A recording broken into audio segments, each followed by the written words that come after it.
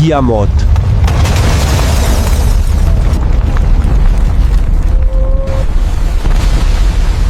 এটি শুধু একটি শব্দ নয়, এটি হলো মহাবিশ্বের সেই অন্তিম পরিণতি যার ওয়াদা স্বয়ং আল্লাহ করেছেন। আসুন আজ আমরা পবিত্র কুরআন ও হাদিসের আলোকে সেই মহাদিবসের প্রতিটি মুহূর্তকে বিস্তারিতভাবে জানার চেষ্টা করি। আজ আমরা জানব কিয়ামতের সেই চূড়ান্ত মুহূর্ত আসার আগে আমাদের প্রিয় নবী হযরত মুহাম্মদ সাল্লাল্লাহু আলাইহি ওয়াসাল্লাম কি কি সতর্ক বার্তা দিয়ে গেছেন, অর্থাৎ কেয়ামতের আলামতগুলো কি কি। কেয়ামত কোনো হঠাৎ ঘটে যাওয়া ঘটনা না, এর আগমনের আগে আল্লাহ পৃথিবীতে কিছু সুস্পষ্ট চিহ্ন পাঠাবেন যা জ্ঞানী ব্যক্তিদের জন্য হবে সতর্ক বার্তা। এই চিহ্নগুলোকে দুই ভাগে ভাগ করা হয়েছে, ছোট আলামত এবং বড় আলামত। ছোট আলামতগুলো হলো সেই সব ঘটনা যা কেয়ামতের অনেক আগে থেকেই শুরু হবে এবং ধীরে ধীরে বাড়তে থাকবে। আমাদের প্রিয় নবী সাল্লাল্লাহু আলাইহি ওয়াসাল্লাম আজ থেকে 1400 বছর আগেই এই আলামতগুলোর কথা বলে গেছেন, যার অনেকগুলোই আজ আমরা আমাদের চোখের সামনে ঘটতে দেখছি। এর মধ্যে প্রথম এবং সবচেয়ে আশ্চর্য আলামতটি হলো সময়ের বরকত উঠে যাওয়া। নবীজি সাল্লাল্লাহু আলাইহি ওয়াসাল্লাম বলেছেন, কিয়ামত ততক্ষণ পর্যন্ত হবে না যতক্ষণ না সময় খুব দ্রুত চলে যেতে শুরু করবে। তখন এক বছরকে মনে হবে এক মাসের সমান, এক মাসকে মনে হবে এক সপ্তাহের সমান, এক সপ্তাহকে মনে হবে এক দিনের সমান, আর এক দিনকে মনে হবে মাত্র 1 ঘন্টা সময়ের সমান। একবার ভেবে দেখুন তো, আমাদের বাবা দাদারা বলতেন তাদের সময়ে দিনে অনেক কাজ করা যেত, সময় যেন শেষই হতো না। আর আজ আমাদের দিনগুলো চোখের পলকে শেষ হয়ে যাচ্ছে। সকাল শুরু হতে না হতেই রাত নেমে আসছে। সপ্তাহের পর সপ্তাহ, মাসের পর মাস কিভাবে কেটে যাচ্ছে আমরা টেরও পাচ্ছি না। এটাই হলো সময়ের বরকত উঠে যাওয়ার সেই ভয়ঙ্কর নিদর্শন। নবীজি সাল্লাল্লাহু আলাইহি ওয়াসাল্লাম আরও বলেছেন, কিয়ামতের আগে মানুষের নৈতিকতার চরম পতন ঘটবে। তিনি বলেছেন, দ্বীনি জ্ঞান উঠিয়ে নেওয়া হবে এবং অজ্ঞতা বেড়ে যাবে। মানুষ দুনিয়ার জ্ঞানে হয়তো অনেক উন্নতি করবে, কিন্তু হালাল হারাম, ন্যায় অন্যায় এবং আল্লাহর পরিচয় সম্পর্কে তারা হয়ে যাবে চরম অজ্ঞ।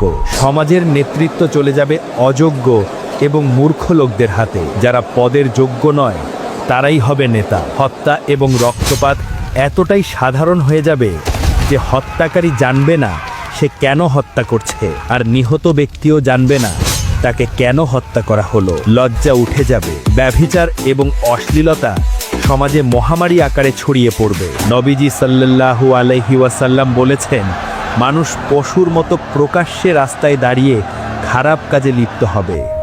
মানুষ তার বাবা মায়ের অবাধ্য হবে এবং স্ত্রীর কথা মতো চলবে। বন্ধুর সাথে ভালো ব্যবহার করবে, কিন্তু বাবার সাথে করবে দুর্ব্যবহার। সন্তান তার মায়ের জন্য কষ্টের কারণ হবে এবং মানুষ তার প্রতিবেশীর হক নষ্ট করবে।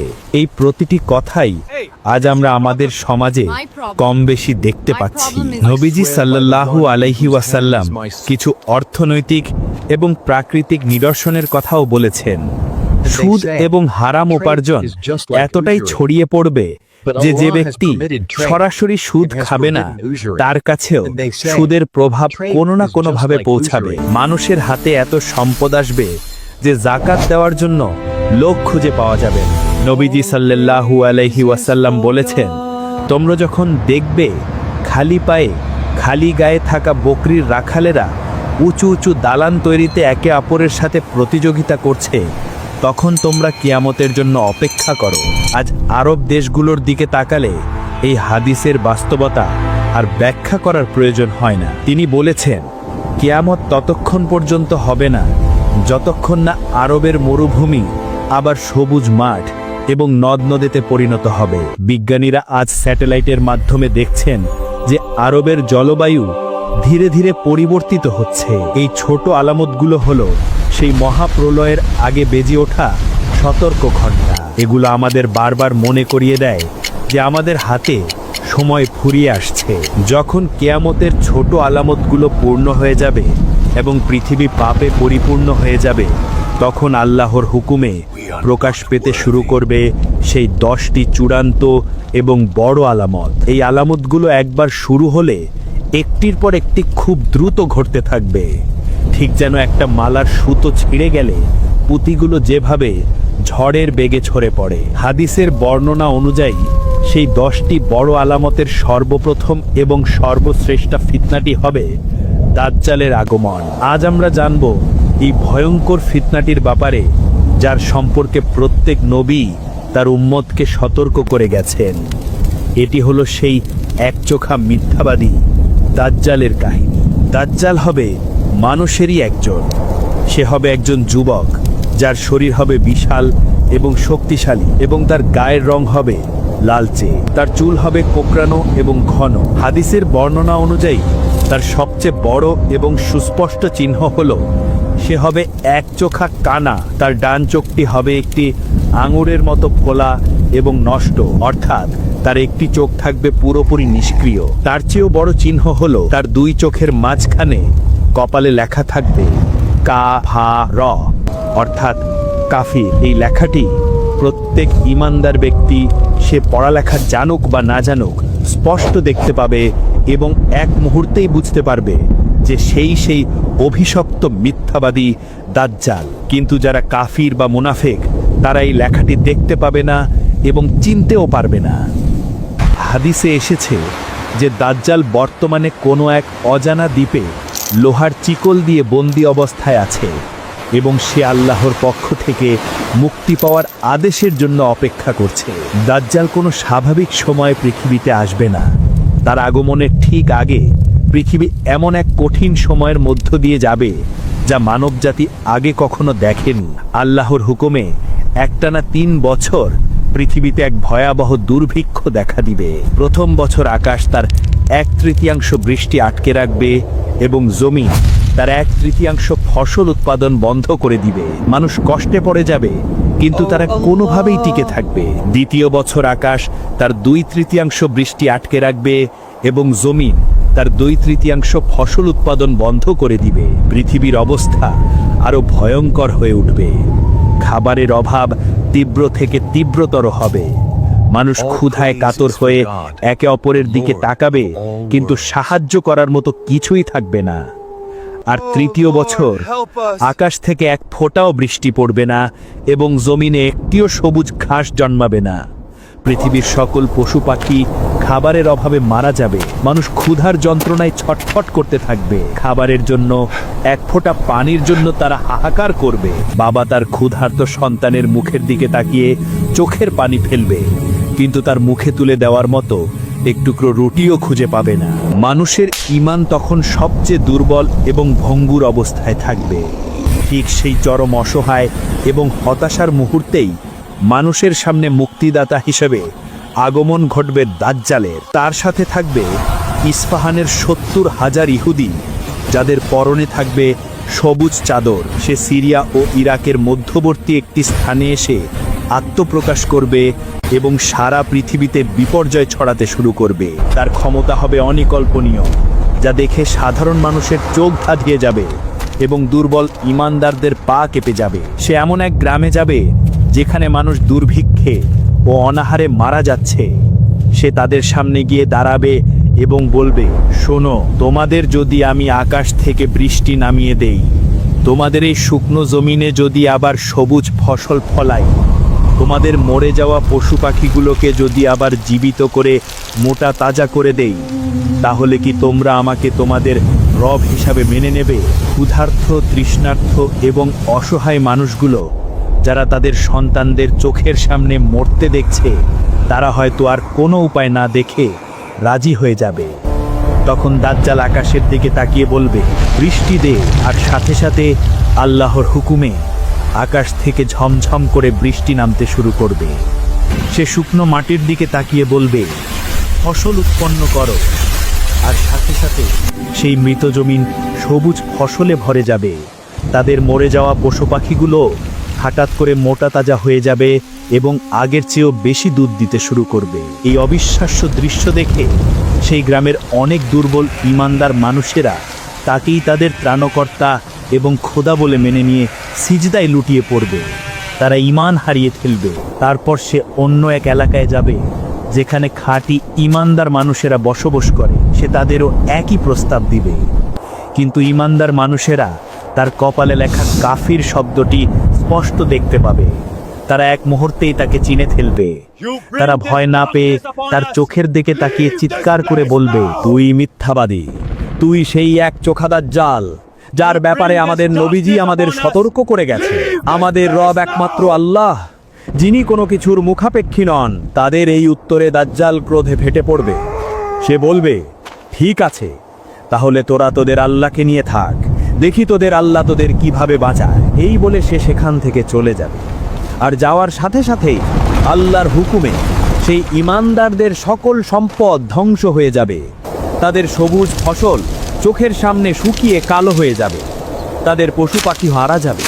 তারা চরম দারিদ্র্য এবং কষ্টের মধ্যে পড়ে যাবে। কিন্তু তবুও তারা আল্লাহর উপর ঈমান হারাবে না। তারা ক্ষুধায় কষ্ট পাবে, কিন্তু কুফরি করবে না। দাজ্জালের সাথে থাকবে দুটি নদী, একটি দেখতে হবে স্বচ্ছ ঠান্ডা পানির নদী, আর অন্যটি দেখতে হবে দাউ দাউ করে জ্বলতে থাকা আগুনের নদী। কিন্তু এটাই হবে তার সবচেয়ে বড় ধোঁকা। আমাদের প্রিয় নবীজি আমাদের সতর্ক করে বলেছেন, তোমরা যেটাকে পানির নদী দেখবে সেটাই আসলে জাহান্নামের আগুন, আর যেটাকে আগুনের নদী দেখবে সেটাই আসলে জান্নাতের শীতল পানি। তোমাদের মধ্যে যে কেউ সেই সময় পাবে, সে যেন চোখ বন্ধ করে সেই আগুনের নদীতে ঝাঁপ দেয়, কারণ সেটাই হবে ঠান্ডা ও মিষ্টি পানি। তার সাথে আরও থাকবে রুটির পাহাড় আর অপুরান্ত খাবার। যে তার উপর ঈমান আনবে এবং তাকে রব বলে মেনে নেবে, সে তাকে খাবার দেবে, আর যে তাকে অস্বীকার করবে সে তাকে ক্ষুধার্ত রাখবে। দাজ্জাল পৃথিবীর বুকে বিদ্যুৎ গতিতে ভ্রমণ করবে, বাতাসের গতিতে এক শহর থেকে আরেক শহরে যাবে। তার চলার গতি হবে এমন যেমন বাতাস মেঘকে উড়িয়ে নিয়ে যায়। মক্কা ও মদিনা ছাড়া পৃথিবীর এমন কোনো জায়গা থাকবে না যেখানে সে প্রবেশ করবে না, কারণ মক্কা ও মদিনাকে পাহারা দেওয়ার জন্য আল্লাহর পক্ষ থেকে সারিবদ্ধভাবে ফেরেশতারা নিযুক্ত থাকবেন। দাজ্জাল যখন দেখবে যে তার সকল অলৌকিক ক্ষমতা দিয়েও সে কিছু খাঁটি ঈমানদার বান্দাকে পথভ্রষ্ট করতে পারছে না, তখন সে ক্রোধে এবং অহংকারে উন্মাদ হয়ে যাবে। সে তার অনুসারীদের সামনে নিজের খোদাইকে চূড়ান্তভাবে প্রমাণ করার জন্য ইতিহাসের সর্বশ্রেষ্ঠ ফিতনাটি ঘটানোর সিদ্ধান্ত নেবে। দাজ্জাল একজন ঈমানদার যুবককে দেখবে, তখন সে তার লক্ষ লক্ষ অনুসারীদের সামনে তাকে জিজ্ঞেস করবে, বলো, তুমি কি আমাকে তোমার রব হিসেবে মানো? সেই যুবক বিন্দু পরিমাণ ভয় না পেয়ে লক্ষ লক্ষ মানুষের সামনে দাজ্জালের চোখের দিকে তাকিয়ে অত্যন্ত সাহসের সাথে চিৎকার করে উত্তর দেবে, না, তুই হলি সেই এক চোখা মিথ্যাবাদী দাজ্জাল যার ব্যাপারে আমাদের প্রিয় নবী হযরত মুহাম্মদ সাল্লাল্লাহু আলাইহি ওয়াসাল্লাম আমাদের সতর্ক করে গেছেন। এই কথা শুনে দাজ্জাল ক্রোধে ফেটে পড়বে। সে তার প্রহরীদের নির্দেশ দেবে যে একে ধরো এবং এর উপর অত্যাচার করো। সেই যুবকের উপর ভয়ঙ্কর অত্যাচার করা হবে, তার শরীরকে ক্ষতবিক্ষত করে দেওয়া হবে। এরপর দাজ্জাল তাকে আবার জিজ্ঞেস করবে, এবার কি তুই আমাকে রব মানবি? যুবকটি আরো দৃঢ় কণ্ঠে উত্তর দেবে, তোর উপর আমার বিশ্বাস আরো বেড়ে গেছে যে তুই সেই মিথ্যাবাদী দাজ্জাল। তখন দাজ্জাল তার অনুসারীদের বলবে, দেখো, আমি যদি একে এখন হত্যা করে আবার তোমাদের চোখের সামনে জীবিত করতে পারি, তাহলেও কি তোমরা আমার খোদাই নিয়ে সন্দেহ করবে? তার অনুসারীরা চিৎকার করে বলবে, না, আমরা কোনো সন্দেহ করব না। এরপর দাজ্জাল তার হাতে থাকা একটি বিশাল করাত দিয়ে সেই যুবককে সবার সামনে মাথা থেকে পা পর্যন্ত চিরে দুই টুকরো করে ফেলবে। এরপর সে সেই দুই টুকরোর মাঝখান দিয়ে অহংকারের সাথে হেঁটে যাবে এবং তার অনুসারীদের বলবে, দেখো আমার ক্ষমতা, আমি আমার এই গোলামকে আবার জীবিত করব। এই বলে সে সেই মৃত যুবকের দেহের দিকে তাকিয়ে বলবে, ওঠ। আর সাথে সাথে আল্লাহর হুকুমে সেই যুবক হাসতে হাসতে কোনো রকম ক্ষত ছাড়াই আবার জীবিত হয়ে উঠে দাঁড়াবে। দাজ্জাল তখন তাকে আবার জিজ্ঞাসা করবে, এবার তো তুই বিশ্বাস করিস যে আমি তোমার রব, আমি তোর খোদা? তখন সেই যুবক, যার ঈমান এই অলৌকিক ঘটনা দেখার পর আরো 1000 গুণ বেড়ে গেছে, সে দাজ্জালের মুখের ওপর চিৎকার করে বলবে, আল্লাহর কসম, আজ আমার বিশ্বাস আরো বেড়ে গেছে যে তুই সেই মিথ্যাবাদী দাজ্জাল। কারণ তোর এই ক্ষমতার কথাই তো আমাদের নবীজি বলে গিয়েছিলেন তুই আজ আমার উপর যে ক্ষমতা খাটিয়েছিস, এরপর তুই আর কোনো মানুষের উপর এই ক্ষমতা খাটাতে পারবি না। এই কথা শুনে দাজ্জাল চূড়ান্তভাবে পরাজিত এবং অপমানিত হবে। সে ক্রোধে উন্মাদ হয়ে আবার তাকে হত্যা করার চেষ্টা করবে, কিন্তু সে আর তাকে মারতে পারবে না। তখন সে তাকে তার আগুনের নদীতে নিক্ষেপ করার নির্দেশ দেবে। বাহিরভাবে লোকেরা দেখবে যে যুবকটিকে আগুনে নিক্ষেপ করা হচ্ছে, কিন্তু বাস্তবে সে নিক্ষিপ্ত হবে জান্নাতের শীতল বাগানে। আর এভাবেই সেই যুবক শাহাদাতের সর্বোচ্চ মর্যাদা লাভ করবে এবং আল্লাহর কাছে সর্বশ্রেষ্ঠ শহীদদের একজন হিসেবে গণ্য হবে। এই ঘটনার পর দাজ্জাল আর কোনো মানুষকে হত্যা করে জীবিত করার ক্ষমতা রাখবে না। তার সবচেয়ে বড় ধোঁকাটি ব্যর্থ হয়ে যাবে, কিন্তু সে তার বাকি ক্ষমতা দিয়ে পৃথিবীর বুকে ফিতনা ছড়াতেই থাকবে। এভাবে 40 দিন ধরে সে পৃথিবীর বুকে রাজত্ব করবে। কিন্তু এই 40টি দিন সাধারণ দিনের মতো হবে না। তার প্রথম দিনটি হবে 1 বছরের সমান লম্বা, দ্বিতীয় দিনটি হবে 1 মাসের সমান লম্বা, তৃতীয় দিনটি হবে 1 সপ্তাহের সমান লম্বা, এবং বাকি 37টি দিন হবে আমাদের সাধারণ দিনের মতোই 24 ঘন্টার। সেই দীর্ঘদিনগুলোতে ঈমানদারদের উপর দাজ্জালের অত্যাচার চরমে পৌঁছাবে। তাদের না থাকবে কোনো খাবার, না থাকবে কোনো পানি। তখন আল্লাহর তাসবিহ অর্থাৎ সুবহানাল্লাহ, তাহলিল অর্থাৎ লা ইলাহা ইল্লাল্লাহ এবং তাকবীর অর্থাৎ আল্লাহু আকবার পাঠ করাই তাদের জন্য খাবারের কাজ করবে। যখন ঈমানদারদের অবস্থা চরম পর্যায়ে পৌঁছাবে, যখন তারা বাঁচার জন্য আল্লাহর কাছে আকুল হয়ে প্রার্থনা করতে থাকবে, ঠিক সেই চূড়ান্ত মুহূর্তে আল্লাহর সাহায্য নেমে আসবে আসমান থেকে। কিভাবে হযরত ঈসা আলাইহিস সালামের হাতে এই সর্বশ্রেষ্ঠ ফিতনার অবসান ঘটবে, আর দাজ্জালের পতনের পর কিয়ামতের কোন বড় আলামতটি প্রকাশ পাবে, পৃথিবীর ইতিহাসের এই চূড়ান্ত অধ্যায় এখনো বাকি। জানতে হলে পরের পর্বে ফিরে আসুন। ভিডিওটি লাইক করুন, শেয়ার করুন।